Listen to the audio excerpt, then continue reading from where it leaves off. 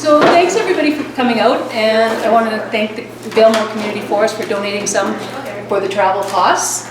And Brian is with Fox? Zero Fox. I don't know why I always want to say it with a tree crop. So I gave him a couple of suggestions on what I wanted to hear about, but if you guys take notes, ask questions after, it'll make it much more effective in learning for all of us. So Brian, I'll leave you to take over. Thanks, Donna. All right, well, thanks everybody for coming out. Yeah, it means a lot to me to see people excited about, food security and perennial agriculture and just interested in the space. I bet we all have our own reasons for doing it. Maybe we want to feed our families, or we're worried about, making our properties fire smart, or it's just, a neat thing to kind of get into. Everybody has their own reasons, but that's the cool thing about these plants is they bring us all together, and they've been doing this for thousands of years, right? Agriculture is an interesting human thing, and perennial agriculture is a very old thing. So we're kind of participating in this bigger story that our ancestors have all been part of. So it makes me excited. Hopefully you too. So yeah, a lot of gratitude for you guys coming out. A lot of gratitude for Donna for hosting and having this idea, putting us up. I told her, I was like, well, I was looking for a place to, a couple of my good buddies are here, and we're going on a ski trip somewhere in north where we live anyway. So it was like, oh, why not do both? So we've been hiking around the mountains for the last couple of days, and the snow's great, and it's beautiful up here. This is the furthest north I've ever been in my life. Yeah, I know. I'm from the States. I'm from Colorado originally. I grew up there, and then kind of outside of Denver, which is kind of just a mirror to Calgary, right? And then I went to school over on the Western Slope, where I got into high altitude cold climate gardening. And I just kind of got frustrated with, annual agriculture, where you're doing the same things over and over, and you kind of feel like Sisyphus. You're pushing the boulder up the hill, and it just falls back down on you at the end of the season. So, got into permaculture and started looking into perennials, and it just made a lot of sense. So, I'm pretty interested in the perennial stuff. There's definitely a space for annuals, but I think we could do a lot with perennial agriculture to make our communities more food secure. And this stuff's really relevant in British Columbia, and especially the rural parts of British Columbia. Currently I live outside of Nelson, BC. That's where I have my nursery. So I grow bare trees, and that's trees, bushes, herbaceous plants like root divisions, things like comfrey and stuff like that. Anything that can be functional or edible or support an ecosystem that is kind of driven by people, and it can be for animals or for wildlife or for your own consumption. So I've had this nursery for about 6 years, and it's exciting. I'm learning. The more you get into something, the more you realize that you don't know. So I'm going to talk about stuff and kind of sound like an expert here, but I'm at the beginning of my perennial journey too. There's so much to learn, and I'm really grateful for some of the mentors I've had in the space, whether they're mentors that I've met in person. I have an older friend that's been growing trees for 55 years, and we can walk into his forest and look at some of these specimens where it's cool to hear somebody say, hey, they grow faster than you think. Because I think when you're younger, or you're at the front of these things, and you're kind of picturing a big walnut tree, and then you get a tree from me, and it's this little stick with roots, right? This is not worth it, right? To get inspiration from him has been cool, and then to just see, how quickly they can start producing, right? We're all part of these ecosystems, and so it's not just like, oh, you plant some things and we're going to get to a finish line and then everything is going to be good, right? Like things grow, disturbance happens, and things die, and the cycle continues. So we're all kind of part of that cycle, and that's really perennials kind of put you right in that space pretty quick. So some of this stuff I just wanted to kind of gauge where people were at. So I put some questions. I'm going to be referencing this so I can stay on track. just the way the talk would be structured, I figured I'd kind of blab for an hour, and then you know, maybe the second hour we could just do questions. I mean, I could talk endlessly about this stuff, so if you guys don't feel like talking or asking questions, I'll go on about all my favorite plants. Yeah, if you do have questions, you know, keep them in mind. If you think you have something relevant to say or ask that will kind of benefit the part that I'm talking about now, feel free to interject. But yeah, I'll definitely be able to answer any questions you guys have. So yeah, but yeah, some of the stuff I was curious about, you know, who's already growing food producing perennials in here? Who's tried a hand at that? All right, cool. And then like a little bit, right? Herbs and stuff, right? Okay, cool. Yeah, has anybody planted something like a perennial that like didn't survive the winter and became it was dead? Is that everybody? Everybody. Yeah, right on. Well, yeah, I always like to say it's like green thumbs aren't just good at growing plants. Like green thumbs are just people who like killed a plant and didn't give up. So, you know, don't worry about it. And that's like, you know, part of the reason I wanted to start this nursery was to give people more affordable options for food producing perennials. At least around where we live, like you can go to kind of the retail nursery and a walnut tree there that's, you know, grown in a pot and is quite tall. That could be $120, you know? And when I'm thinking about food security and getting these plants out in the landscape and what we really need to do to kind of, you know, shift towards more self-sustaining communities, like we're not going to do it with $120 plants. So, you know, the idea, and certainly not an original idea, I've you know, examples in the States that I've been looking up to that, you know, are able to produce these more affordable plants and ship them out online, and it's cool. It's like it's a way to get more people like kind of activated. So a lot of what I'm going to try to share with you is to empower you. You know, part of what we're going to talk about today is just propagation.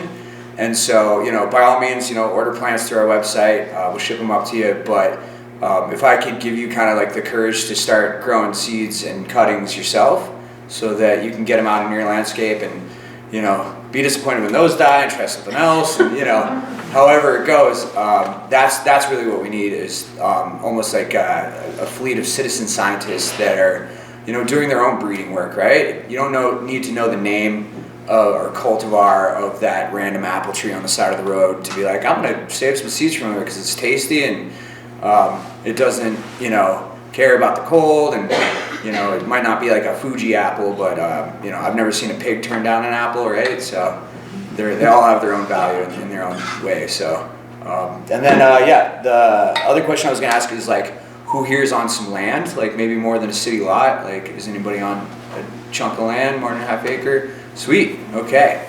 Yeah, that's the other exciting thing is, you know, we're kind of food insecure in British Columbia.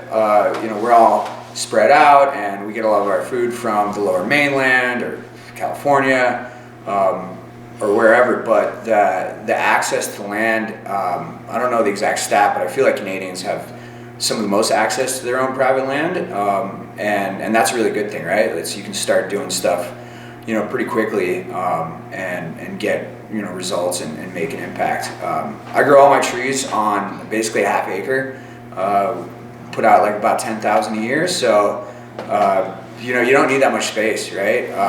You know, I hope to inspire other small nurseries to start, because you can do a lot with this small space, and then just from what I've seen kind of participating in it, there's a lot of these old trees that are left on these homesteads that were planted like around us. There's like a Doukhobor community that was really prevalent back in the 1900s, Russian immigrants that, you know, they showed up and they started planting trees from their homeland because that's just what you did back then.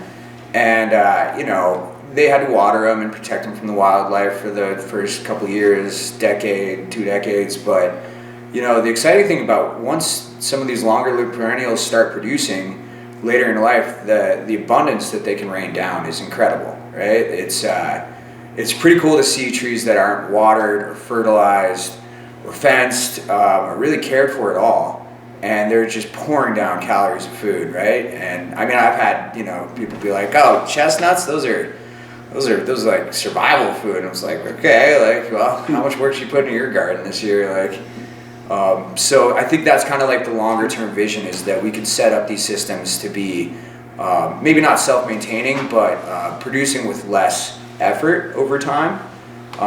Because yeah, I mean, I don't know about you guys, but I want to only work for the rest of my life. I want to be able to enjoy time with family and friends, and hopefully perennials can allow some of that stuff. So cool. All right, so we talked about kind of where you guys are at. You know, before I get into the topics that I'm gonna start talking about, is there anything specifically that people want to hear about that they want to throw out there right now? You know, is it you guys want to hear about like certain plants that might grow up here, or ways to, you guys see some nods? Plants for our specific growing. Yeah, and like, is it zone 4 here? Is it safe to say? 2 and 3. You're calling it 2B? And that means minus 50. Yeah. Yeah, okay. Once in a while, yeah. Once in a while. Yeah, sure. You never know. Yeah, and I mean, and the zonage is a bit, like, I could talk about that for a second, in that it's a metric to understand what plants will grow, but it's kind of a guideline, right? Like, you know, what is a zone 3 that hits minus 45 but has 6 inches of snow on the ground?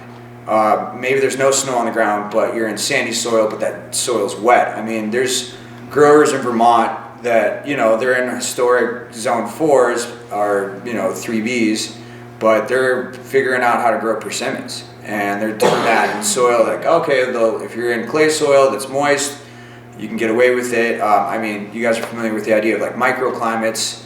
I mean, this whole valley is a frost pocket, it feels like, right? You have these giant mountains and then a big flat area where the cold air can settle. I'm sure you guys have inversion days where it's warmer up on the peaks than it is down low.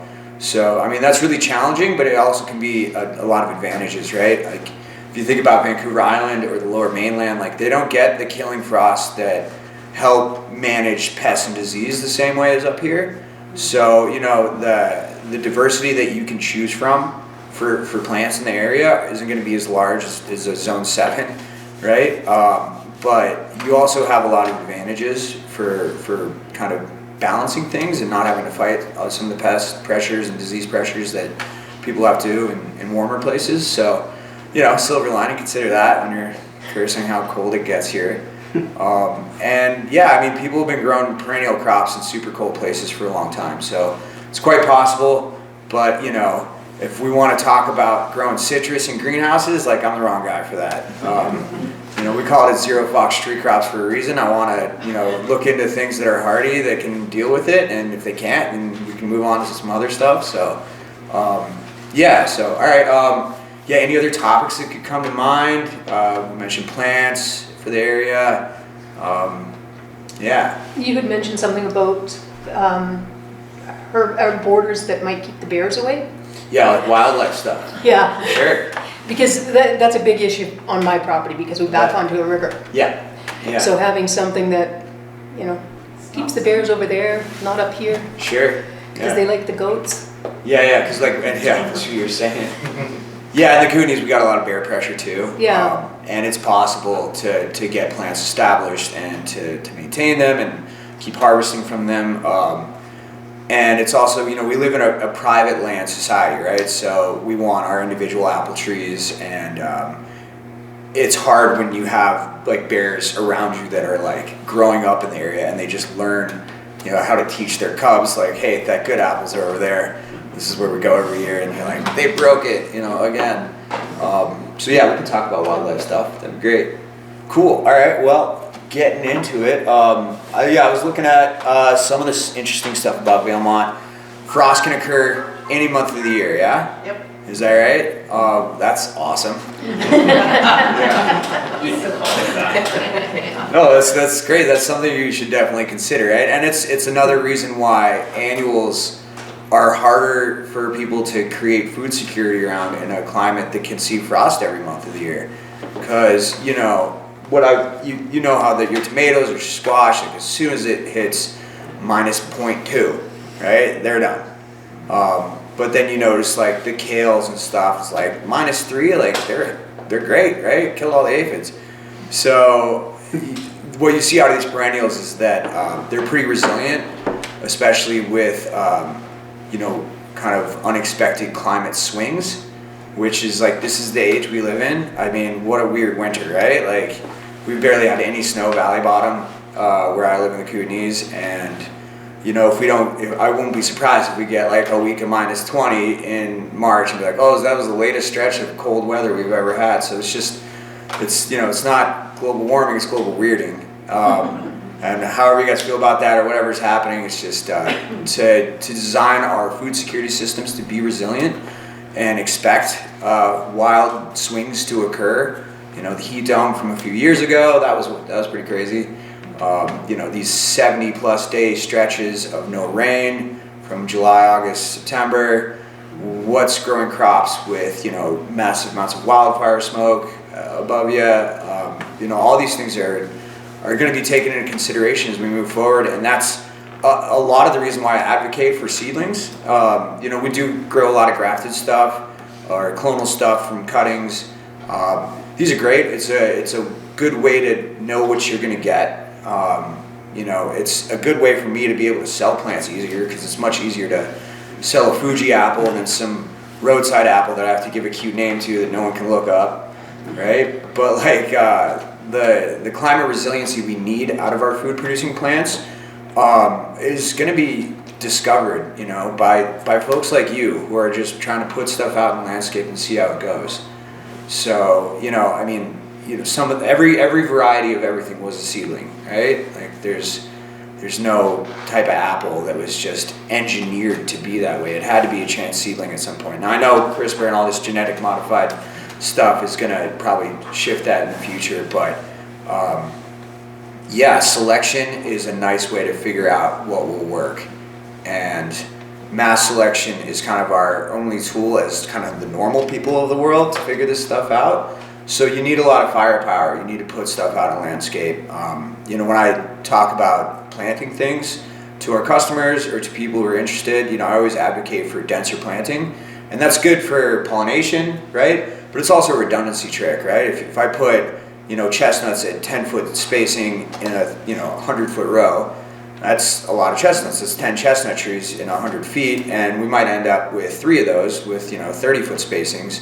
But who knows which ones are going to survive that cold snap or that pest pressure or however it goes. So, you know, being able to kind of reinforce with dense plantings is a good way to find out what things work in a climate that just hasn't had a lot of breeding, you know, done in it, right? Because there's a lot of growers in, say, Quebec, right, where it also gets super cold, but they're not dealing with super dry summers, you know, so it is kind of on these different communities to develop their own cultivars and to identify their own species that'll work. You know, there's like, has anyone heard of a walnut tree growing in Valemount? Is that a thing? Yeah, that doesn't mean it can't happen. We have hazelnuts. Sure, yeah. Yeah. It's not a walnut. Yeah, and I mean, you know, it also doesn't mean it can happen, right? So I think it takes a bit of experimenting. And it might not be the perfect English walnut, which is what that bag is made up of, and the easy to crack ones. Like English walnuts are pretty interesting. Like there's been people, it has 6 different common names. It's special to like so many different cultures, and that's because people have been messing with it all around the world. I mean, it's like hemp. It's like no one really knows where it came from in its wild form because people have been playing with it for so long in so many different places. So, you know, I envision a world, especially in this, you know, in the age of where, you know, communication's easy. We can ship stuff all around the country, all around the world. You know, you guys make friends with somebody in Russia on a Facebook group who's hyped on cold climate plants, and they send you a bag of seeds. Like, this is how we move things forward, right? This is how things become possible. So, just because it's not around doesn't mean it's not going to happen. And yeah, I'm trying to encourage people to experiment and be okay with disappointment and to move on to that next try. Yeah. Do you grow any pine nuts? Yeah, so the only coniferous plant I grow is a Korean pine. I remember, so Mark Shepard's pretty famous in the permaculture space, and I heard him talking about, you know, he's like, if I was a farmer up in the Yukon, I would be growing Korean pines and Saskatoons. And that's, I think it's one of those things where, I mean, the Korean pines that I grow, it takes them 3 years to get like this tall. They grow slow. And I'm not using the same forestry, like giant forestry nursery practices of, you know, the fungicides and the fertilizers. Like, that's just kind of the pace they want to grow at. But after hitting like year 5, they can take off. So you haven't had a crop from them yet? Oh no. And I'm 38 years old. Like I haven't had a crop from almost anything. I've had currants, right? Those start producing pretty quick. But no, it's interesting because like I'm looking into hopefully my future of some of these plants. I don't even own land, right? I lease the land that I'm on. That's okay with me. You know, I have friends with land, so we hook them up with plants. You know, they have kids that are going to hopefully benefit from that too. But it's definitely still worth doing, and being able to put stuff out on the landscape, on other people's spaces is a beneficial thing. But I look into the future when I see these trees that were planted by like immigrants that I was talking about, you know, 75 or 100 years ago, and seeing, you know, what could be possible, and getting really excited about it, right? Like there's a lot of possibility. So yeah, getting into some of the other things. So we said frost can occur every month of the year. We'll talk about the snowpack here. Like it's a challenge, right? You know, in the Coonies we get a pretty serious snowpack just up a little higher. You guys have a serious snowpack valley bottom a lot of years, and that's going to be a big challenge, especially when you're trying to grow a lot of traditional perennial crops that aren't going to be able to take that same snow load. I think plums are a really nice example. So if you get a grafted plum tree, a super cold hardy one, and you know, say from an Alberta nursery, and you try growing it and it survives the cold just fine, but then you know a 3-foot snowpack pushes on top of it and just snaps that thing, and then you're back to the rootstock. You're like, what was the good of that? Even if it can survive the winter, it can't survive the snow. So the American plums we grow are kind of the contrast to that grafted plum. They grow like bushes, right? They grow multiple shoots, right? They don't grow out of a main stem. And I think that's something important to consider when you're growing in a cold climate that has a real snowpack. Something that can grow not as a single stem, so that if that thing snaps from wildlife pressure or from snow pressure, that you're just losing what you grew. That if it wants to grow in a multi-stem form, that it'll be okay. That's how a lot of these plants like evolved, right? If you think about elderberries, you know, a lot of these plants, like they were used to mass disturbance moving through in these large grazing herds, right? They would move across the North American continent and just decimate things. Hazelnuts are a really good example of that, where you know you'll have a stand of hazels and wild plum, and you know, a big herd of elk, or you know, wherever you're at, maybe buffalo, move through and just mowed it to the ground, and then the plants shot up a bunch of suckers. They don't want to grow single stems, right? They want to be able to come back, and that's also why they're thorny too. So the plums, that is. So to consider that, like, you know, thinking about a food forest in Valemount might look more like, you know, a bunch of bushes rather than like this dense canopy of these, you know, tall trees, right? But we're also like, we should consider the other benefits. You know, it's not just food that we get, it's shade, it's windbreak, it's shelter for our animals. I think what we'll find out over time, when we're trying to, you know, find the right varieties of things that will work in this cold climate with the snow pressure and the wildlife pressure, that instead of, you know, growing things that can be eaten fresh for us, that we're growing things for our animals, right? Because their ability to convert, you know, the unpalatable plum, right? Or that apple that I was talking about that a pig's not going to turn down. You know, animals have an amazing way of turning things that aren't useful for us into something that is useful, right? And to, you know, put that disturbance into the landscape in a positive way, you know, to spread their, you know, manures and fertilizers, right? Like, to get the nutrient cycles going. There's a lot of grazing up here by ranchers, right? Like, cattle is a big industry in central and northern BC, and there's a reason for that. There's a reason why there's not just, you know, black walnut and butternut orchards everywhere, even though they're, you know, maybe could be, they're cold hardy, but to turn the land into usable calories and that food security, animals do a lot for that. So that's why, you know, any of my vegetarian friends, I'm like, that might make sense in Hawaii, but it's hard to do that in cold places. So Ben Falk is a reference, and so I'm just gonna throw like resources and references out there. Ben Falk's an amazing resource. He has a lot of experience. He's in Vermont, so it's certainly warmer than here, but I think he has a podcast that talks about growing your own like wild meat. And basically what he talks about that is creating the types of ecosystems on your land where you can attract wild game that you could potentially hunt, right? It doesn't even have to be from managed livestock.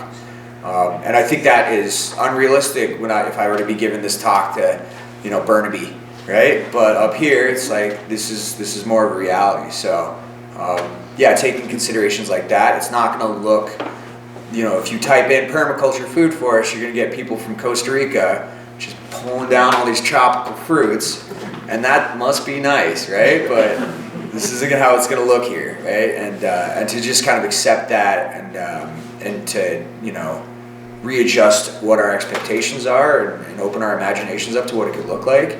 I think that's super important for food forestry in the north. So yeah, definitely wanted to mention that. Yeah, another thing, so fire is a growing ecological force in this area. Yeah, I mean, what happened with Jasper, and that's really close to home for you guys. I'm sure folks that were affected by that directly. While that was happening, we had evacuees staying with us in the Kootenays.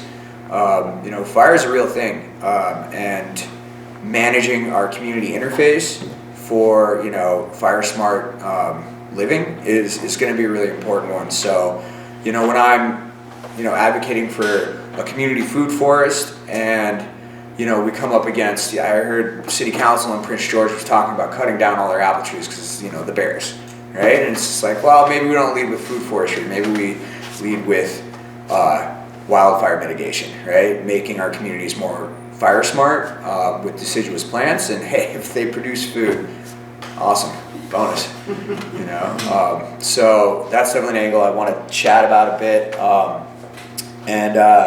Yeah, and then just the soil up here, if the snow wasn't enough and the cold wasn't enough, you guys are dealing with a glacial till. I was talking to Donna about it, right? There's a lot of sand and not a lot of organic matter. And that's just the reality, and there's not a lot of topsoil sellers, and manure is expensive just to move it around. So, what do you do, right? You need to make the most out of the soil that's in the space. And when I have customers ask me, it's like, gosh, how much compost should I add to the hole? And if my answer is very little to none, they're shocked, right? They want these plants to survive. They want them to do well. But you got to think, if you consider the root mass on an apple tree, and you're putting in a couple liters of compost, because that stuff's expensive, if it can't figure that part out, it's never going to figure it out, right? It's going to outgrow that pretty quickly. That being said, it is nice to give it a little head start or a nice home for a young plant that's going to be just battling this pretty crappy, alluvial soil. So, you can kind of, I encourage you guys to, experiment with that type of stuff. Don't always throw all that. I often, especially just building the business and the nursery, I'd start very basic, what can I get away with? What's the least I can do? It sounds kind of like a lazy approach, but if I get kind of spanked, it's like, look, you just lost that entire crop because all you had to do was just a little bit more water, a little bit more mulch or whatever it was. Okay, we'll adjust next year. But if I'm throwing all of my resources to make something work that would have worked without those resources, then I'm spreading, what I have too thin, and I don't get to get that feedback. So failure is good. It gives you genuine feedback that, you need to do something different, or that, hey, it worked. I, barely watered that thing and it just did great. I'm going to do that again. So definitely consider that, when you're, starting in on your journey. It's like, yeah, okay, spent a couple $100 on these plants. I'm going to do something for them. I totally get that. But if you're collecting your own seed and the resources that you put into it are relatively low, you'll be willing to kind of experiment to see what you can get away with.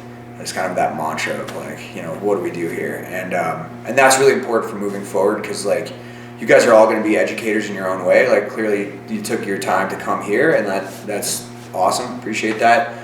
And for you to be able to go out and share that and empower the people around you is really important. And often you can do that by just kind of telling people like, look, it's not that hard. It's gonna be okay. You don't have to put, throw the whole kitchen sink at it. So yeah, consider that when we're doing this stuff. Yeah, and then, it's just what I've seen. I mean, like we're backcountry skiers and stuff, so we're looking at all these different mountain ranges, and this is a trippy place, right? You have the Fraser going that way, the Columbia's going that way, the Rockies are right there, the Caribous, the Monashees, the Rockies all coming together. You have the meeting of all these different ecotypes. It's wild to see all these pines, valley bottom, just springing up like weeds, right? Like we don't have that as much in the Kootenays. But then still there's cedar trees here, right? Like big ones. So this is an interesting place for the meeting of all these different ecotypes.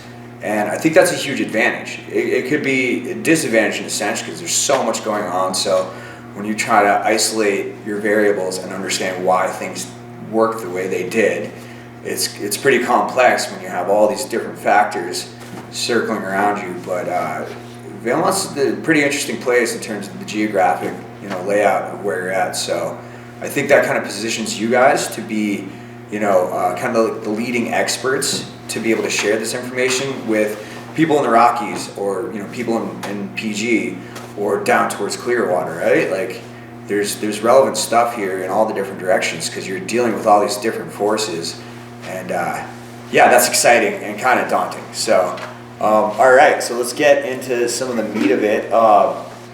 Yeah, so site planning, preparation, and succession. So when we're doing site planning stuff, we're thinking about how we want to lay things out on our property, and some of the customers I talk to and they want a design done, and I don't do that so much. I work with someone who does, and yeah, I can give you his contact if you feel like talking to him about it. But you don't want to make decisions, we call them type 1 errors, that you can't reverse, right? If you put the garage or the barndominium in a place where the greenhouse should have gone, right? Then you can't go back because the foundation's poured. Well, shit, right? Like I guess we got to stick with it. So thinking about those type 1 errors that we just can't come back from is really important. But I don't want to paralyze you in trying stuff out on your landscape. Trying stuff out and going for it is really important. So thinking about when you're laying your own designs out for your landscape, what can you afford to risk, right? So if there's a space that you can afford to try out and then find out that the soil is garbage and it turns out 100 meters over that way, at least you found that out, without putting something that you can't come back from in there. So definitely considering those type 1 errors, but also being like, I'm not going to just freeze up and do nothing because I don't know exactly where there is no perfect, right? Like the best case is that you're getting going and not holding up, right? The best time to plant a tree was 20 years ago. The next best time is now. I've heard that before, and that's true, right? It's like just go for it. So go for it, but also consider those things that you can't come back from. And I honestly think that it'll grow more. Like some of these things will grow more than you'll expect. I mean, willows are an amazing species, right? Like they do so much work. But then once they're established, they're kind of hard to get rid of, right? And you're like, well, I put them in there for biomass creation and that succession that guy talked about. Now I can't get rid of them. I just want to grow currants. So the aggressive species that can do well here are also maybe hard to get rid of. And that idea of invasive, right? Things that are going to go marching in the forest and disrupt all these native ecosystems. It's very unlikely that any of these food-producing plants are just going to take over the hillsides, but you can reconsider how invasive means on your own property, right? Comfrey is a great plant. Don't put it in your garden. It's just, and I know people are like, it took them years to get that stuff out from the very well-meaning people that came before them on that property, right? So understanding the plants that you can't come back from or that are going to be really hard to eradicate, as opposed to the ones that are there for that immediate disturbance, that first layer of succession, which I definitely want to keep the idea of succession super prominent here, right? I kind of mentioned that earlier. It's not just, there's a finish line. It's all these stages of disturbance and succession. There's this is true for native ecosystems or manicured ecosystems that once you hit the climax ecosystem, productivity goes down, right? And productivity is not super high in the beginning either. You're kind of aiming for this space where it's past the first couple stages of succession where the broadleaf plants, the weeds that we spray or herbicides on and can't handle controlling, right? That's the first stage of succession, right? That's when it might make a lot of sense to grow a clover cover crop to reclaim a shitty sandy area, right? But then eventually we start seeing all those pines start popping up, and there's our replacements for that, like the small woody shrubs that can take poor soils and heat and cold, right? And then thinking forward into more canopy dominant succession stages, so that maybe there could be walnuts up here, but you got to do the first few stages to start. So thinking about and really just observing landscape. What happens in a clear cut when forestry comes in? Try to think about like, okay, well, they have planters go in and load it up with the monoblocks that they want to put in. But if that didn't happen, what would just be popping back? So observing kind of around here, how is natural succession played out, and how does it eventually get to that cedar forest that is a climax part of the succession ecosystem around here, and then finding substitutes, right? So a lot of the plants I grow, they're not native even to North America, but they have cousins out here, right? There's analogs, so you can find a close analog to something that is native here and replace it with something that's more productive for human use. And that's a nice way to go about it. So looking into species and their genus and all their relatives around the world. Look at other places. Russia is doing a lot of stuff. The berry development in some of the Slavic countries is incredible, and a lot of those places are quite cold as well. So if we're looking at black currants, a lot of that development and breeding has come from places like Norway, right, that don't see a lot of light and much heat. So that's something to consider. There's not a lot of options for you guys for buying plants, so that's why I'm saying, collect those seeds, even if it's not from this zone, right? If it's from something you're like, hey, it's just interesting to me, it's worth doing. Some of the other nurseries I would give a shout out to that would be worth looking into for you guys. Prairie Hardy Nursery. They're in Alberta, I believe, and they focus on a bunch of cold hardy stuff.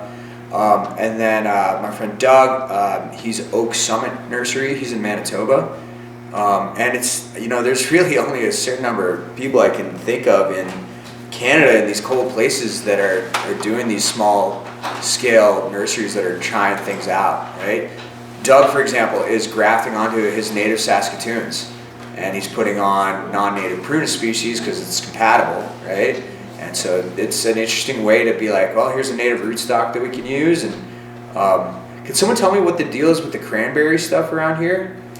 Is there actually cranberry production? Is that right? Sandcrackers.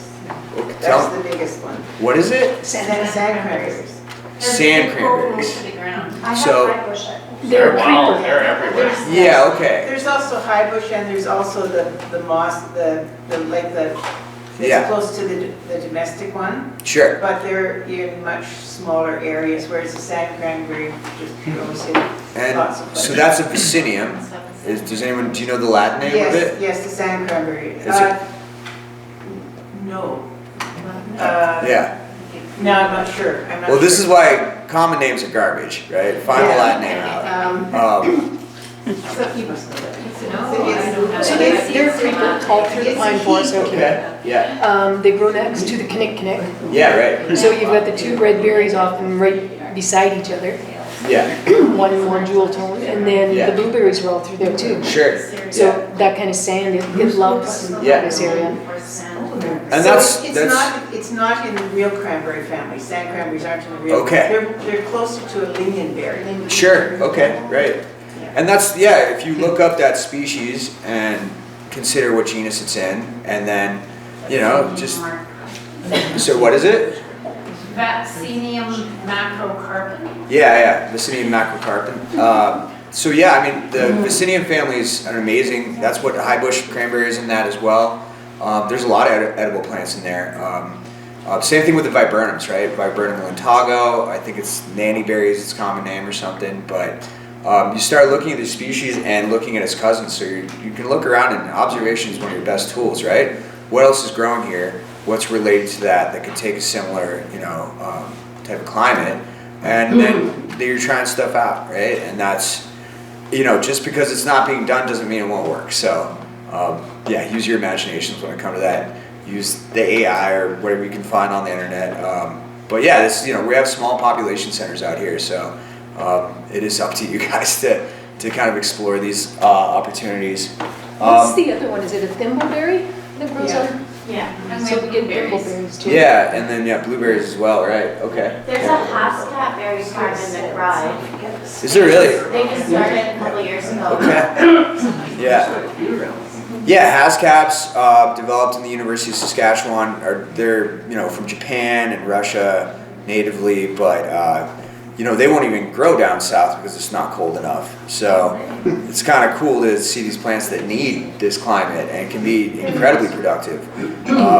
My buddy put in his hascaps 3 years ago, and it was not a huge space, maybe 25 row feet of hascaps, and he put up 65 pounds this summer. It was a really good berry year this year, right? It was. Yeah, It was Wow. an exceptional berry year. Yeah. And that's where diversity comes in.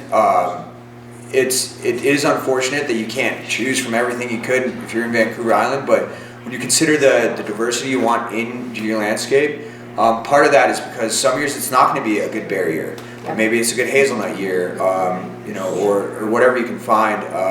And something else that just came to mind, I don't sell a lot of it. We have a bit of herbal stuff, medicinal stuff at the farm.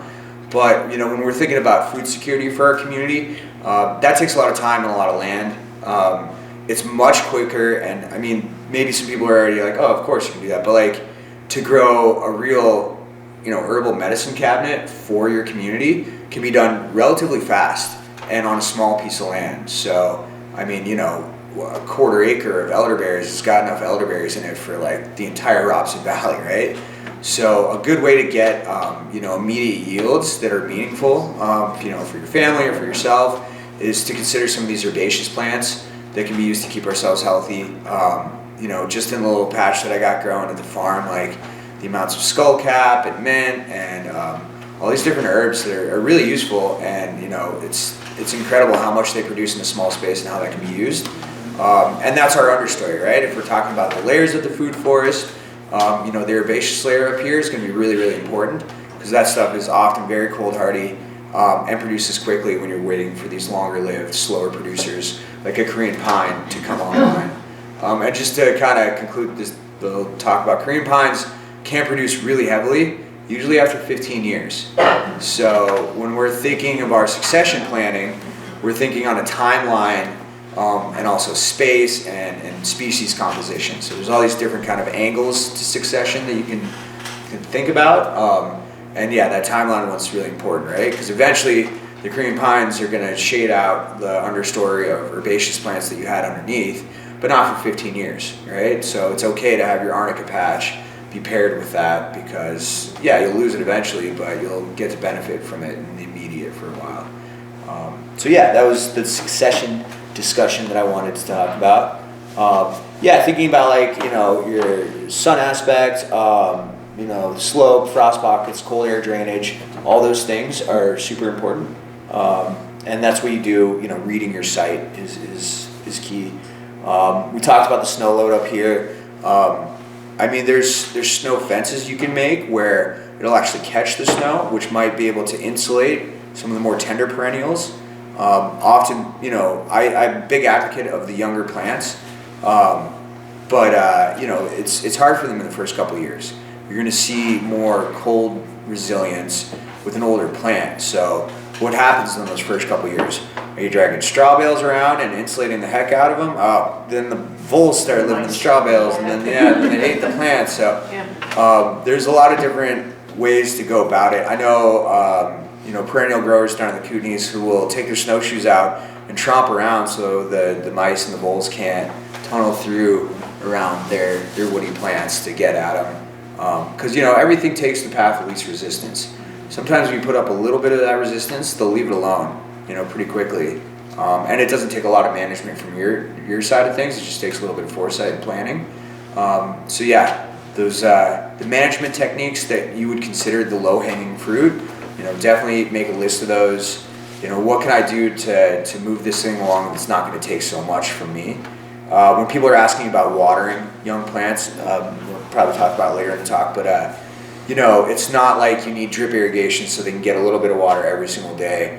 I encourage people look, you can plant things that you can't necessarily get dedicated water to, but in that dry part of the year, coming through with a 5-gallon bucket, giving a couple gallons to each of those plants once every 10 days, could be the difference between surviving the season or growing enough and lignifying enough woody material so that they can survive the winter properly, to make it through. And then that's way more realistic than buying 1,000 feet of poly tubing. It's I just don't have the budget for that this year, or the time to lay it out. It's you can get rips and carry your 5-gallon buckets around. It's good for you,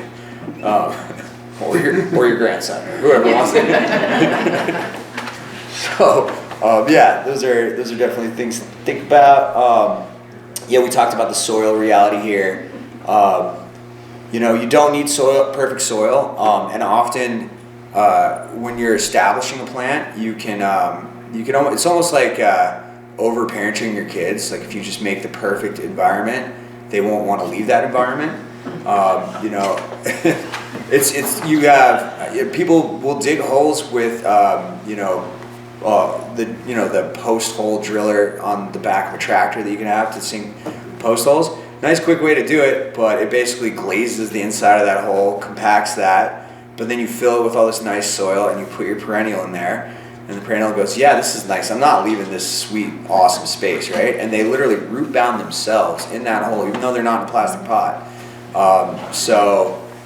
Getting native soil mixed in so they're getting used to it and they want to go out into it. Loosening around, not just your planting hole, but around your planting site is a nice way to get the roots out into it, but not going out overextending yourself to the point where the plant's going to get out and be like, no, I'm staying in this nice controlled space, right? It's adapting to what it's going to have to deal with, and that's super important.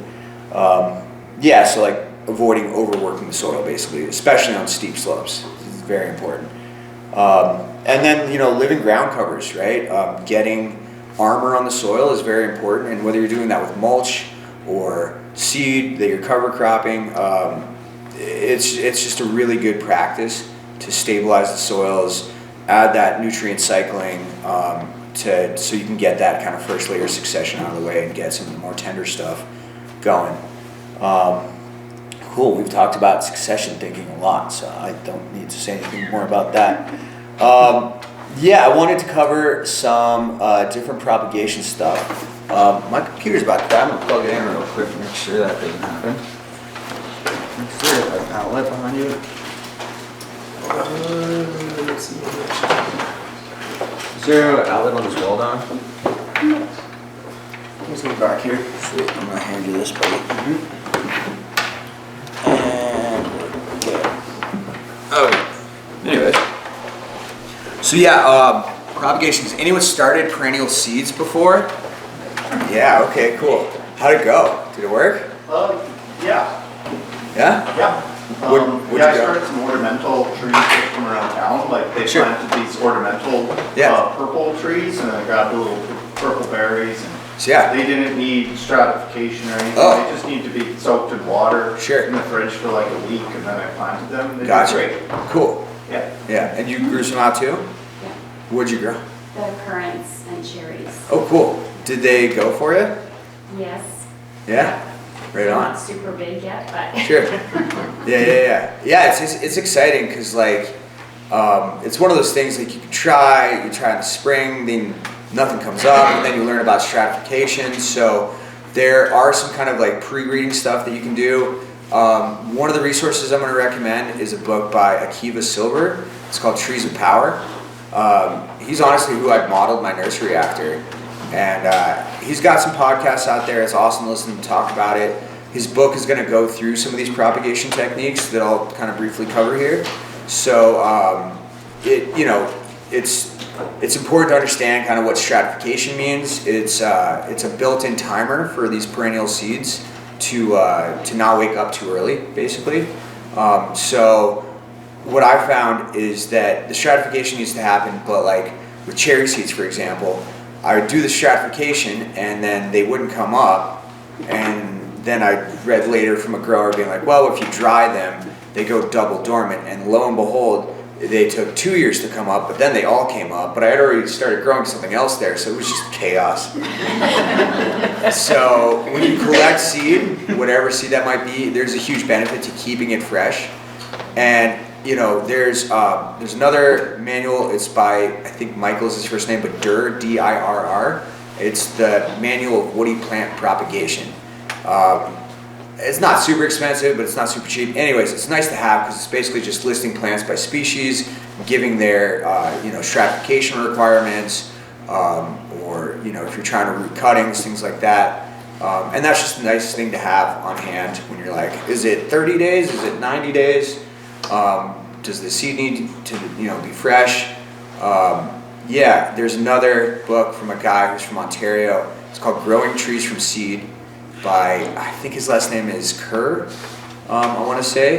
And that's, it's a little less technical than the Woody Plant Propagation Manual. But yeah, good techniques in there, and then species information that is super relevant. So if you have those resources on hand, what I can tell you is that, yeah, planting fresh perennial seed usually yields better results than dried stuff.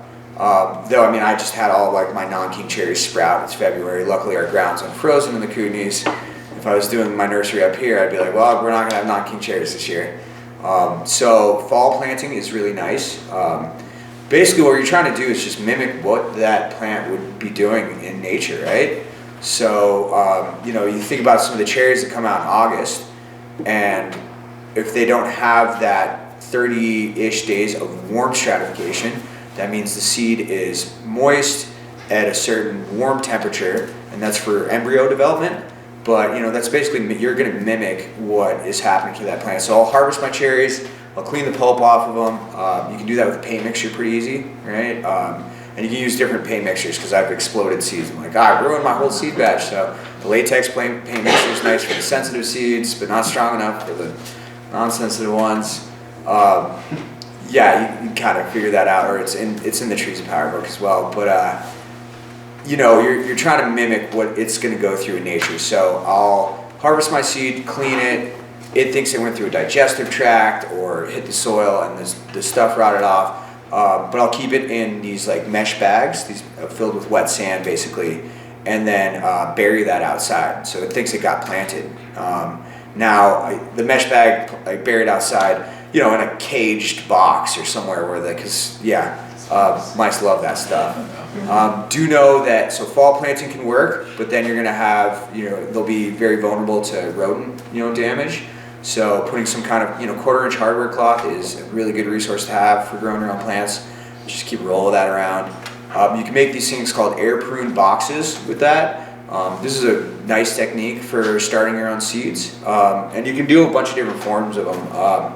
Basically an air prune bed or box is just a vessel, a growing container that has 1/4-inch hardware cloth at the bottom, and then it's propped up on something. So the seed will germinate, it'll go down, it'll hit that screen, and then the air is basically pruning it, stopping its growth, but it's not allowing it to root out itself by continuing its growth and circling. Like, I'm sure you guys have seen, plants overgrown in pots, right?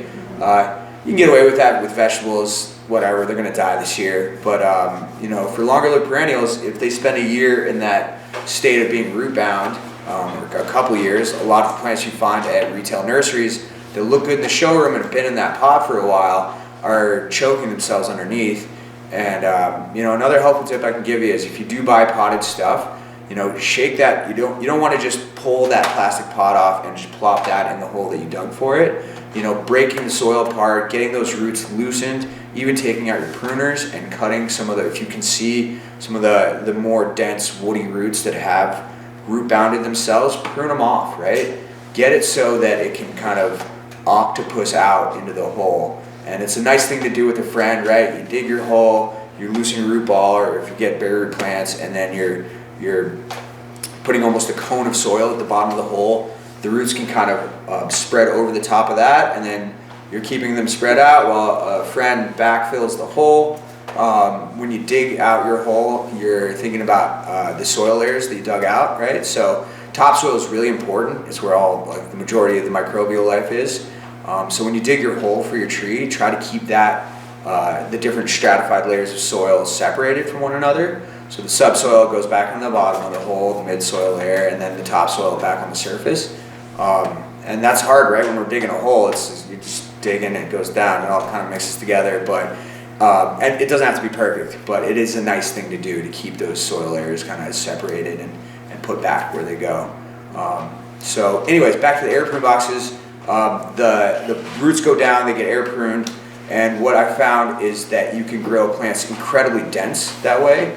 The way I can sell you this on this idea is a little 15-inch by 15-inch. I use 1x4s. I make them 2 layers deep so that it's an 8-inch deep box.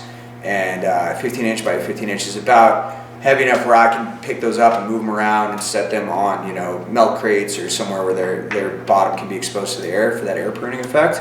But that it's not so heavy that, like, I'm going to break myself. And that can look different for any. You can make them any dimension you want, right? It's kind of nice. I have versions of those that are, I get a pallet and then I'll put little studs up on the corners and use slab wood that we get from the mill, make a little frame, throw the 1/4-inch hardware cloth down there. It's a pallet, so there's an air gap below it, and you fill that with soil. And then, you know, a 15-inch by 15-inch box, you can get 40 trees out of that. A pallet, you can get 150, right? It's incredible how dense these things can grow. And you're like, well, aren't the roots all tangled together?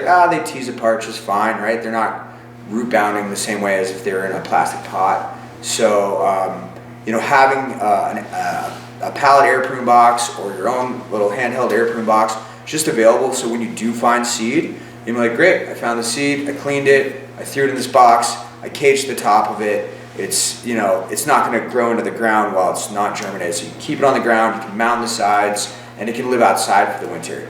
And so basically what you're doing is you're mimicking what that seed needs as far as the stratification requirements, being exposed to the wind and the rain and the cold and the thaw, so that it knows the right time to wake up. And that's a nice way to get a lot of your own perennial plants producing. And yeah, like, you don't need to know the cultivar name, you just need to be willing to get the seed and clean off the pulp and put it and have a vessel to put this in. So overseeding is nice. You know, you don't expect 100% germination. I over collect seed. If it all comes up, I mean, this is something that like, you know how old people like to tell their own jokes and they laugh at them and it's kind of for your own benefit. But Tom's joke, my tree mentor, is like, you want, you know, about growing trees, it's like, you want the good news or the bad news? Well, my God, hit me with the good news. They all came up. And he's like, all right, you want the bad news? They all came up. Yeah. So either thinning them or being like, I got to make some friends because I'm not planting. Like, planting a tree takes a lot of work, right? At the end of the season, sometimes I have trees to give away to friends, and it's not simple to just give 40 trees away, right? You got to have the time and the resources to plant all those things. So be warned, you'll get good at this quickly, and then you'll have all these perennial plants, and you won't want to see them die, and you'll have to convince people to take their entire Sunday planting trees with you or at their place. So yeah, things like that. So yeah, that's, you know, we talked about stratification and planting some of these things from seed. Cuttings are another really beneficial thing to get good at doing. I've started using bottom heat beds. So I'll use, you know, the heat cable that you use on your gutters to keep the gutters from freezing solid. You can string some of that in one of these air prune beds, essentially, and fill it with sand or a peat perlite mix, and make that and put it on a thermostat, essentially. So it gives heat to a cutting bed, and then that's how you can get poplar cuttings, or, I mean, willows are stupid easy. You can just look at them and they'll start rooting. But currants and elderberries. It's all good things to be able to propagate from cuttings. If you're like, well, I tried 1,000 cuttings from the native elderberry and none of them took. Turns out the Sambucus ceruleae, which is our native elder, yeah, those cuttings don't work. That's a seed propagation elderberry. Even if you read how easy elderberries are from cutting, so it's a small tip that I wasted a lot of time figuring that out. You guys, that happened, you're like, they say it's easy, right? Well, I've been mainly trying to replant them, like up here on the ridge they grow, but it's so bloody rocky up there, I can't. Yeah. Like you lose your root after 2 feet. And Yeah. 2 feet for a decent sized plant, like Yeah. maybe 1 out of 8 will make it. Oh, so you are getting some to root, eh? Yeah. Oh, cool. All right. I wonder if that is the Sambucus racemosa, because the ceruleae are definitely. Do you know what color the berries are? No, I haven't seen it. Oh, okay. I've It's never not been that up far. there for berries. Yeah. The dusty blue ones do not propagate from cuttings. They'll be red. Yeah. That's all I would we assume have it's here, is the red, red ones, yeah. Oh, is the red ones? Yes, Yeah. that's all we have here. Oh, you just have racemosa. Okay, cool. Yeah, those I think you can do from cuttings. But yeah, having a propagation bed where you can callus them ahead of time. So just to form that adventitious root tissue at their internode is good just to get them I won't even root them in these callusing beds. They'll just callus, right? And then I plug them out into the farm field. But just having that little head start on getting root tissue starting to form. You don't need to do that necessarily for the willows, but yeah, the red osier dogwood. Does red osier dogwood grow up here? Is that a plant? Yeah. So that's a nice plant to be able to do from cuttings, but you'll get really low success rates if you're just sticking them, live staking them in place. If you want a higher success rate, having a callus bed to get that root tissue formed is good.